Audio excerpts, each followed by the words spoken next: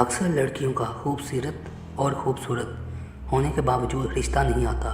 बाज़ लड़कियां सलीकामंद और पढ़ी लिखी नौकरी भी कर रही होती हैं, अपने वालिदैन का पूरा घर संभालती हैं। कभी कोई रिश्ते का पैगाम आता है तो किसी न किसी वजह से बात आगे नहीं बढ़ पाती। लड़के वाले कोई ख़ास वजह बताए बगैर बात ख़त्म कर देते हैं।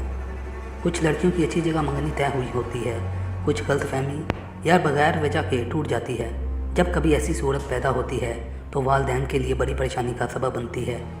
ये अलामत जादू या सहर की शदीद तरीन अलामत होती है। सहर की वजह से बाज़ औक़ात ऐसा भी होता है कि कुछ कुंवारी लड़कियों के रिश्ते के पैगाम आते हैं मगर बात आगे नहीं बढ़ पाती। बाज़ लड़कियों की बंदिश कर दी जाती है जिसकी वजह से कहीं से कोई रिश्ता नहीं आता। कुछ ऐसे रिश्तेदार हसद और दुश्मनी की वजह से कुंवारी लड़कियों की शादियों की बंदिश कर देते हैं।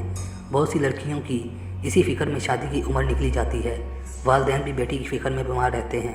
लड़कियों में जादू की चंद अलामात: रिश्ते ना आना, हमेशा सर दर्द रहना, किसी इलाज से फ़ायदा ना होना, सोते वक्त घबराहट, सीने में घुटन और सांस में मसला रहता है, खासकर मैदे में दर्द रहता है, कमर की नीचे तरफ शदीद दर्द रहना, शादी से उकताहट रहती है, परेशान और चुप चुप रहना और तन्हाई में रहना, सबसे अलग थलग रहना, मंगनी का अटके रहना, बात आगे न बढ़ना, निकाह हो जाना मगर रुखसती का अटके रहना, डरावने ख्वाब आना, रिश्ता तलब करने वाली फैमिली में बहुत से नकाइस नज़र आना, नींद के दौरान बहुत ज़्यादा घबराहट महसूस करना, बगैर वजह के परेशान ख्याली, ज़हन में मुंतशिर ख़यालात का आना, दिल में कसरत से वसवसे पैदा होना शुरू हो जाते हैं, चिड़चिड़ापन तबीयत में ज़्यादा हो जाता है।